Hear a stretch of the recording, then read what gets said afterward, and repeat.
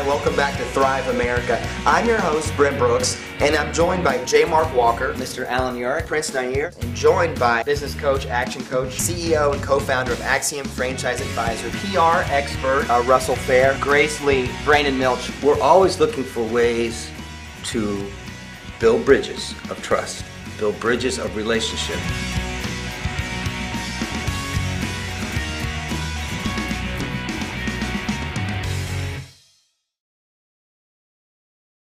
Income taxes. Subchapter A, determination of tax liability for qualified foreign corporations. The end. Oh, Wendy! Do you think my lemonade stand should become an S corporation?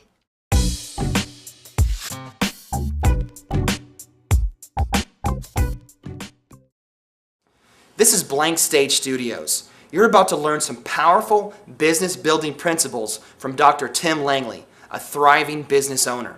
In our first segment with Dr. Tim, he's going to reveal his biggest business mistake and what he's learned the most from it. In our second segment with Dr. Tim, he's going to talk about 6 powerful business building principles that you can apply in your business right now.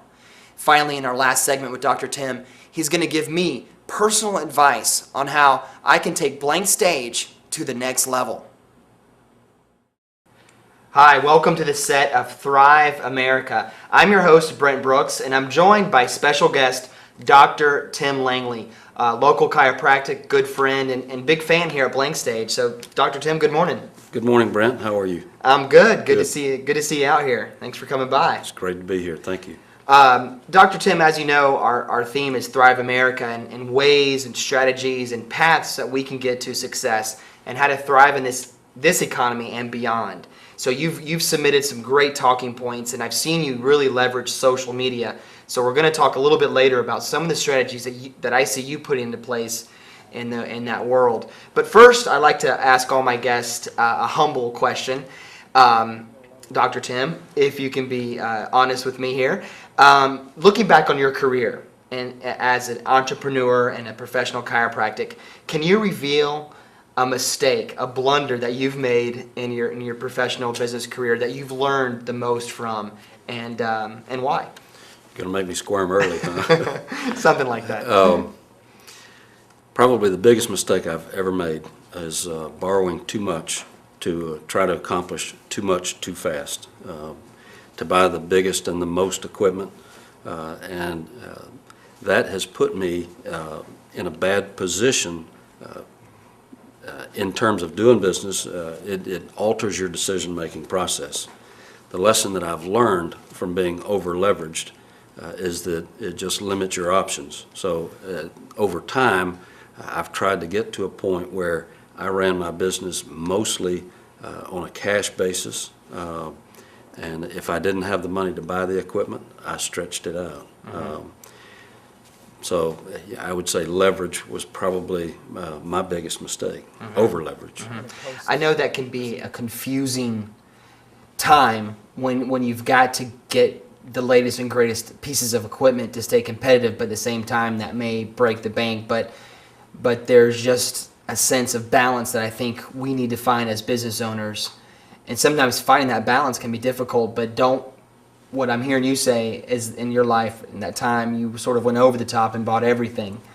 Everything top shelf. Okay. And, sometimes if you're going to make margaritas, you don't need the most expensive tequila. Mm-hmm. And it's the same whether it's in my business or whether any other business. You just have to be selective with the equipment that you buy. Mm-hmm. And I've learned from being a banker and a real estate broker as well as a chiropractor that you just need to make those smart decisions. Buy what you have to, but don't buy what you don't need. And moving on to some of your talking points here, Dr. Tim, your first one is cash is king. Help me understand what your thoughts on this principle are. Okay. As I mentioned earlier, I was a banker for 10 years, and then I was a real estate broker for 10 years. And I was in the banking business during the last bad recession that this one's being compared to. And I saw a lot of businesses with a lot of business on the books, but they had a lot of collectibles that couldn't be collected. So they had leverage, they had business, but they didn't have cash. And if you can't pay your bills, you can't stay in business. And then an extension of that is if you have cash during an economy like this, then there are so many opportunities that you can take advantage of. You can either sell your services for less, you can gain a competitive edge, or let's say one of your competitors goes out of business, you can pick up their equipment for just pennies on the dollar. So cash is probably the best asset that any small business, any business really, can have. And thinking about that point a little bit further, we live in a credit card world right now. How do you go about asking? Is that something you just ask for when you have your customers come and pay you for your treatments, that kind of thing? Or how does that work for you? Or do you have any advice in that arena? Sure. You know, there's a lot of turmoil in the healthcare business right now with insurance and that sort of thing. I've decided to do my business a little differently. Mine is what's called a membership practice. I prefer not dealing with insurance companies because I could have a lot of business on the books and I could have nice large fees and that sort of thing, but if the insurance company decides not to pay me, then I'm stuck out there. I've provided the service, but I haven't gotten paid. So with my customers, they can pay me by the visit. They can give me check, cash, credit card, what have you. Okay.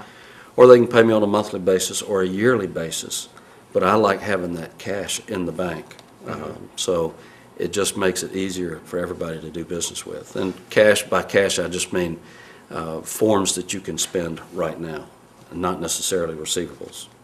Okay, Dr. Tim, some of the things I've seen you do at the local Chamber of Commerce here has been pretty awesome. You've gotten up on chairs and you've done some cool things to be attractive to other people. Like, what is this guy doing?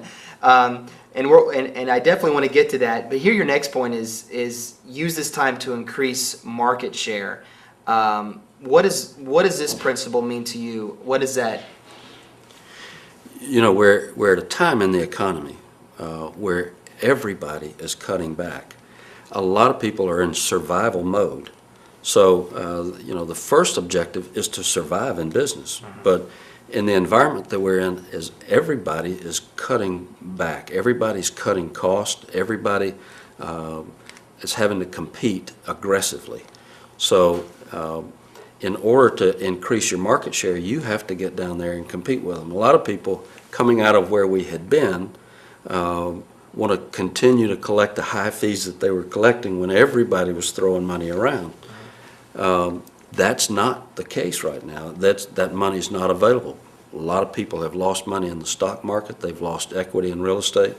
They're pinching every dime that they have. So the business that can lower their price, sharpen their pencil, so to speak, and actually compete on a head-to-head basis, can gain, not only hold their business, but gain market share. There'll be a time when you'll be able to raise your prices, but the time now is, like we talked about, cash being king. If you can get as much cash as you can, then you'll be in a position to increase your fees without the competition later, so that now you're in a building stage, then you're in an explosive stage. So, and there are a lot of ways that people can increase their market share. A lot of people have stale inventory or excess inventory.